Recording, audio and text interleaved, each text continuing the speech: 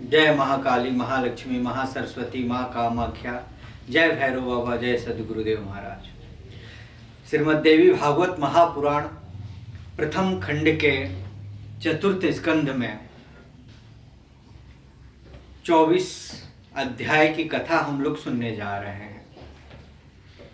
देखिए, आजकल भागवत तो सारे लोग सुनते हैं, रामायण करवाते हैं घर पे, अखंड रामायण, अच्छी बात है। भगवान श्री रामचंद्र जी का जो उनका लीला है, उस लीला को भागवत सुनते हैं, भगवान कृष्ण भगवान की भक्ति होती है। लेकिन ये जो पूरे ब्रह्मांड है, और ये ब्रह्मांड का जो तार है एक ही छोर है उसकी, और वो तार जुड़ा हुआ है माँ भगवती, परा अम्बा, आदिशक्ति माता, माँ भवानी। तो यदि आप अपने घर में, या तो आप खुद पढ़ सकते हैं, या आप लोगों के लिए माँ भगवती की कृपा से, गुरुदेव जी की कृपा से श्रीमद् देवी भागवत महापुराण का पाठ करके हम YouTube में अपने चैनल में डाल रहे हैं। आप लोग देखिए, लाइक करिए, शेयर करिए, ज़्यादा से ज़्यादा लोगों तक पहुंच जाए। और ये हम पक्का बोल रहे हैं कि जो भी व्यक्ति,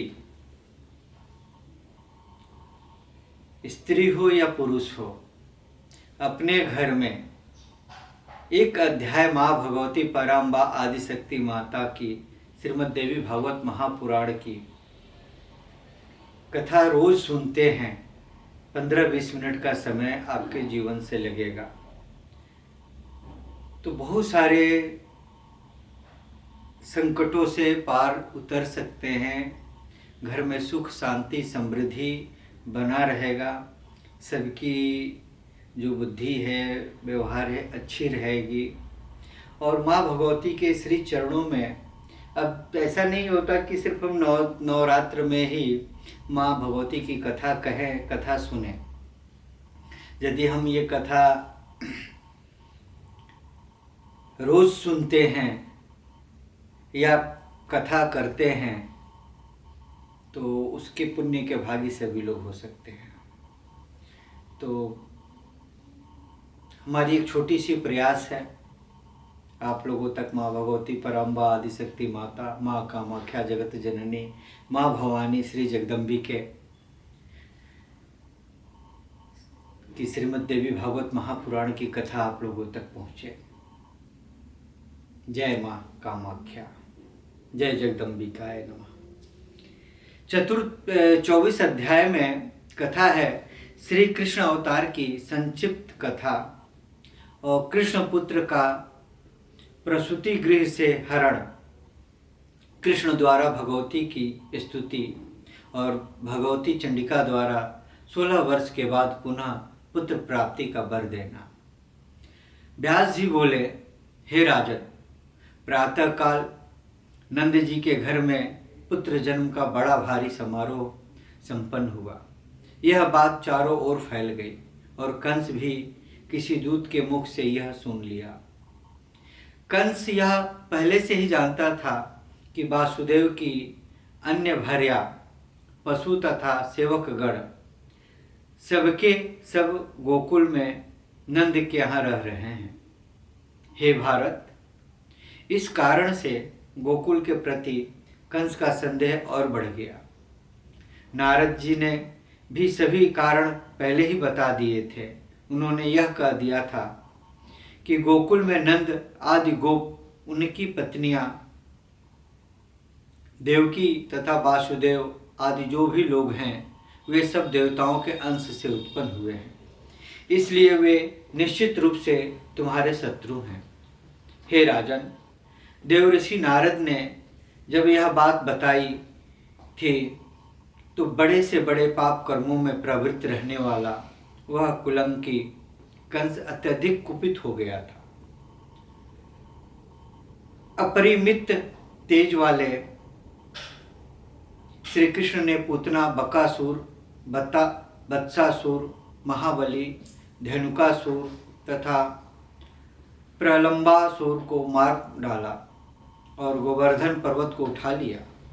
इस अद्भुत कर्म को सुनकर कंस ने यह अनुमान लगा लिया कि यह मेरा भी मरण अब सुनिश्चित है। महान बलशाली केसी भी मार डाला गया।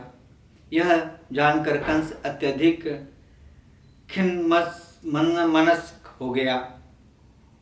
तब उसने धनुष यज्ञ के बहाने श्री कृष्ण तथा बलराम दोनों को शीघ्र ही मथुरा में बुलाने की योजना बनाई। निर्दयी तथा पापी बुद्धि कंस ने असीम पराक्रमी श्री कृष्ण तथा बलराम का वध करने के उद्देश्य से उन्हें बुलाने के लिए अक्रूर जी को भेजा। तदंतर कंस का आदेश मानकर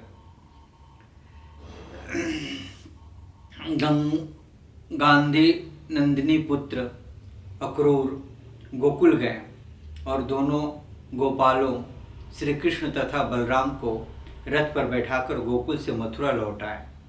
वहां पहुंचकर श्री कृष्ण तथा बलराम ने धनुष को तोड़ा। पुनः रजक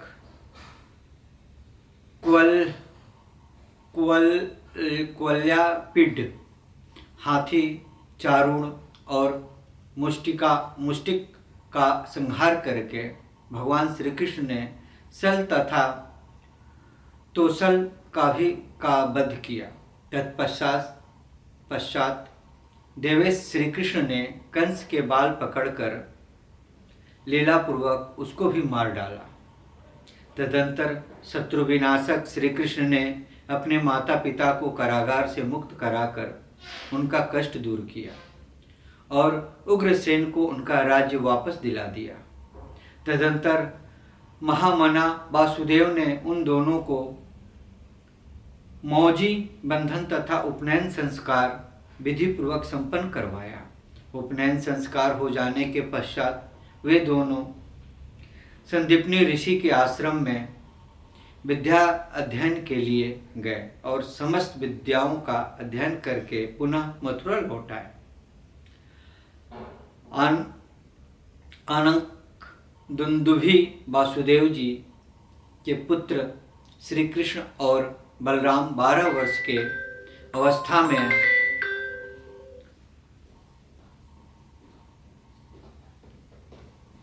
ही संपूर्ण विद्याओं में निष्णात तथा महाबलशाली होकर मथुरा में ही निवास करने लगे। उधर अपने जमाता कंस के वध से मगध नरेश जरासंध अत्यंत दुखित हुआ और उसने विशाल सेना संगठित कर मथुरा पर आक्रमण कर दिया। किंतु मथुरा में निवास करने वाले बुद्धिमान श्री कृष्ण ने सम्रांगण में उपस्थित होकर सहस्त्र बार उसे पराजित किया। इसके बाद जरासंध ने यादव समुदाय के लिए भयदायक तथा संपूर्ण मलेच्छों के अधिपति कालयवन नामक योद्धा को श्री कृष्ण का सामना करने के लिए प्रेरित किया। कालयवन को आता सुनकर मधुसूदन श्री कृष्ण ने सभी प्रसिद्ध यादव तथा बलराम को बुलाकर कहा, महाबलशाली जरासंध ने से हम लोगों को यहाँ बराबर भय बना हुआ है।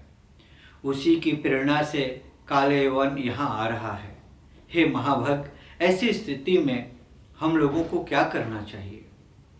इस समय घर, सेना और धन छोड़कर हमें प्राण बचा लेना चाहिए। जहाँ भी सुखपूर्वक रहने का प्रबंध हो जाए वही पैतृक देश होता है।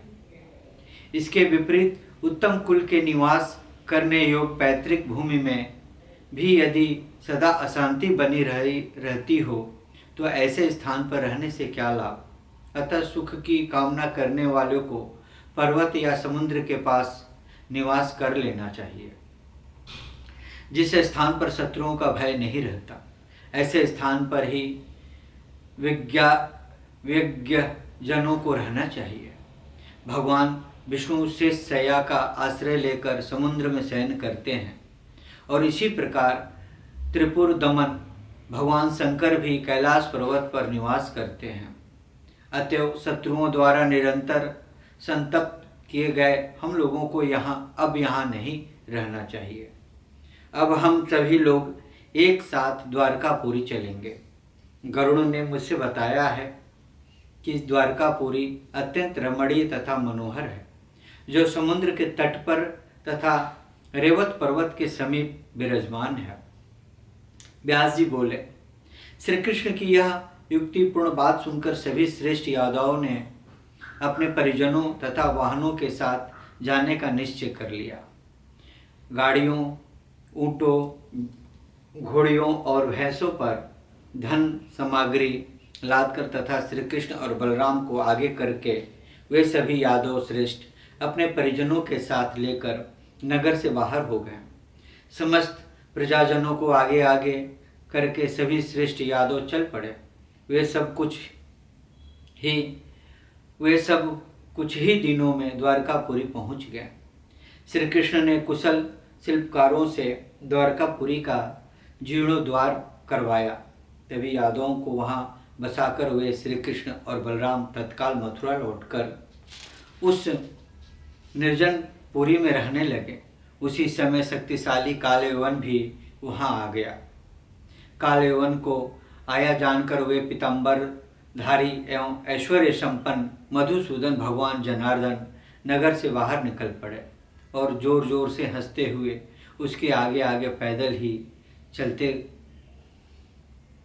चलने लगे। उस कमल लोचन श्री कृष्ण को अपने आगे जाता देखकर वह दुष्ट कालयवन उनके पीछे पीछे पैदल ही चलता रहा। तत्पश्चात भगवान श्री कृष्ण कालयवन सहित वहां पहुंच गए जहां महाबली राजश्री मुचुकुंद शयन कर रहे थे। मुचुकुंद को देखकर भगवान श्री कृष्ण वहीं अंतर्ध्यान हो गए। वह कालयवन भी वहां पहुंच गया। उसने देखा कि कोई सो रहा है। राज ऋषि मुचुकुंद को कृष्ण समझकर कालयवन ने उनके ऊपर पैर से प्रहार किया। कालयवन द्वारा पाद प्रहार किए जाने से वे जग गए और क्रोध से आंखें लाल किए। वे महाबली मुचुकुंद ने उसकी ओर दृष्टिपात करके उसे भस्म कर दिया। उसे जलाने के बाद मुचुकुंद ने अपने समक्ष कालयवन एवं भगवान श्री कृष्ण को उपस्थित देखा। तदंतर देवाधिदेव वासुदेव को प्रणाम करके वे वन की ओर प्रस्थान कर गए।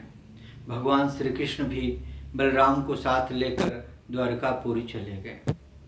इस प्रकार उग्रसेन को पुनः राजा बनाकर वे इच्छापूर्वक विहार करने लगे। इसके बाद शिशुपाल के साथ रुक्मिणी के सुनिश्चित किए गए विवाह हेतु आयोजन स्वयंवर से भगवान श्री कृष्ण ने रुक्मिणी का हरण कर लिए और उसके साथ राक्षस विधि से विवाह कर लिया। तत्पश्चात जामवंती, सत्यभामा, मित्रविंदा, कालिंदी, लक्ष्मणा, भद्रा तथा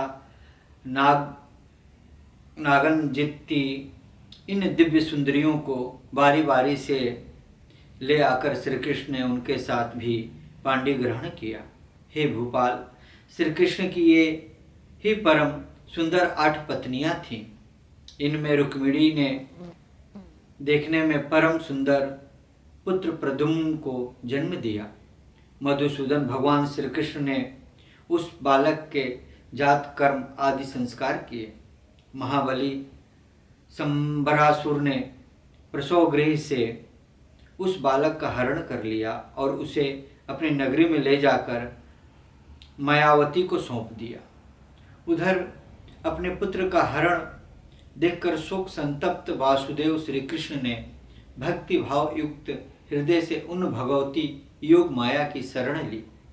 उन्होंने वृतासुर आदि दैत्यों का लीला मात्र से वध कर दिया था। तदंतर भगवान श्री कृष्ण अत्यंत सार गार्भित अक्षरों तथा वाक्यों से युक्त मंगलमय स्तनों के द्वारा योग माया का पुण्य स्मरण करने लगे। श्री कृष्ण बोले, हे माता, पूर्व काल में मैंने धर्मपुत्र नारायण के रूप में बद्री का आश्रम में घोर तपस्या करके तथा पुष्प आदि से आपकी विधिवत पूजा करके आपको प्रसन्न किया था। हे जननी, क्या अपने प्रति मेरे उस भक्ति भाव को आपने विस्मृत कर दिया? किस कुत्सित हृदय वाले दुराचारी ने प्रसूति गृह से मेरे पुत्र का हरण कर लिया, अथवा किसी ने मेरा अभिमान दूर करने के लिए कौतूहलवश यह प्रपंच रच दिया। हे अम्बे, चाहे जो हो, किंतु आज अपने भक्तजन की लाज रखना आपका प्रमोचित कर्तव्य है। चारों ओर दुस्तर खाइयों से अति सुरक्षित मेरी नगरी, उसमें भी मेरा भवन मध्य भाग में स्थित है और उस भवन के अंतःपुर में प्रसूति गृह स्थित है जिसके दरवाजे बंद रहते हैं। फिर भी मेरे पुत्र का हरण हो गया। यह तो मेरे दोष के ही कारण हुआ है। मैं द्वारकापुरी छोड़कर किसी अन्य नगर में नहीं गया और यादवगण भी वहाँ से कहीं नहीं गए थे। महान वीरों के द्वारा नगरी की पूर्ण सुरक्षा की गई थी। हे माता, इसमें तो मुझे आपकी ही माया प्रत्यक्ष प्रभाव परिलक्षित हो रहा है, जिसकी प्रेरणा से किसी मायावी ने मेरे पुत्र का हरण कर लिया। हे माता, जब मैं आपके अत्यंत गुप्त चरित्र को नहीं जान पाया, तो फिर मंद बुद्धि तथा अल्प ज्ञान ऐसा कौन प्राणी होगा जो आपके चरित्र को जान सकता है? मेरे पुत्र का हरण करने वाला कहाँ चला गया, जिसने मेरे सैनिक देख तक नहीं पाए? हे अंबिके, यह आपकी ही रची हुई माया का प्रभाव है। आपके लिए यह कोई विचित्र बात नहीं है, क्योंकि मेरे प्रकट होने के पूर्व आपने अपनी माया के प्रभाव से माता देवकी के 5 महीने के गर्भ को खींचकर माता रोहिणी के गर्भ में स्थापित कर दिया था। वासुदेव जी कारागार में निरुद्ध थे। उनसे दूर रहती हुई पति परायण माता रोहिणी ने संपर्क के बिना ही उसे जन्म दिया, जो हलधर नाम से प्रसिद्ध हुआ। हे अम्बे, आप सत्व, रज तथा तप, इन 3 गुणों के द्वारा जगत का सृजन, पालन तथा संहार निरंतर करती रहती हैं। हे जननी, आपके पाप नाशक चरित्र को कौन जान सकता है? वास्तविकता तो यह है कि यह संपूर्ण जगत प्रपंच आपके ही द्वारा विरचित है। आप पहले प्राणियों के समक्ष पुत्र जन्म से होने वाले असीम आनंद को उपस्थित करके पुनः पुत्र वियोग जनित दुख का भार उनके ऊपर ला देती हैं। ऐसा प्रतीत होता है कि उन सुललित प्रपंचों की रचना करके आप अपना मनोरंजन करती हैं। यदि ऐसा न होता तो पुत्र प्राप्ति जनित मेरा आनंद व्यर्थ क्यों होता? हे अमित प्रभाव वाली भगवती, इस बालक की माता कुररी पंछी की भांति रो रही है। वह बेचारी सदा मेरे पास ही रहती है, जिसे देखकर मेरा दुख और भी बढ़ जाता है। हे माता, आप ही तो भव व्याधि से पीड़ित प्राणियों की एकमात्र शरण है। हे ललिते, आप उसका दुख क्यों नहीं समझ रही हैं? हे देवी, द्विजजन कहते हैं कि पुत्र जन्म के अवसर पर सुख की कोई सीमा नहीं रहती तथा उसके नष्ट हो जाने पर दुख की भी सीमा नहीं रहती। हे जननी, अब मैं क्या करूं? हे माता, अपने प्रथम पुत्र के विनष्ट हो जाने पर मेरा हृदय अब विदृढ़ होता जा रहा है। मैं आपको प्रसन्न करने वाला अम्बा यज्ञ करूंगा, नवरात्र व्रत करूंगा और विधि विधान से आपका पूजन करूंगा, क्योंकि आप संपूर्ण दुखों का नाश करने वाली हैं। हे माता, यदि मेरा पुत्र जीवित हो तो आप मुझे शीघ्र उसे दिखा दीजिए, क्योंकि आप समस्त प्रकार के शोकों का समन करने में समर्थ है। व्यास जी बोले, असाध्य से असाध्य कार्यों को भी सहज भाव से कर सकने में समर्थ भगवान श्री कृष्ण के इस प्रकार स्तुति करने पर भगवती उन जगत गुरु वासुदेव के सामने प्रत्यक्ष प्रकट होकर बोली। श्री देवी बोली, हे देवेश, आप शोक न करें, यह आपका पुनर्जन्म का शाप है। उसी के परिणाम स्वरूप संभरासुर ने आपके पुत्र का बलपूर्वक हरण कर लिया है। 16 वर्ष का हो जाने पर वह पुत्र मेरी कृपा से उस संभरासुर का संहार करके स्वयं ही घर आ जाएगा, इसमें संदेह नहीं है। व्यास जी बोले, ऐसा कहकर प्रचंड पराक्रम से संपन्न भगवती चंडिका अंतर्ध्यान हो गई और भगवान श्री कृष्ण भी पुत्र शोक त्याग कर प्रसन्न हो गए। इस प्रकार श्रीमद् देवी भागवत महापुराण में प्रथम खंड के चतुर्थ स्कंध में 24 अध्याय ओम ततस्तम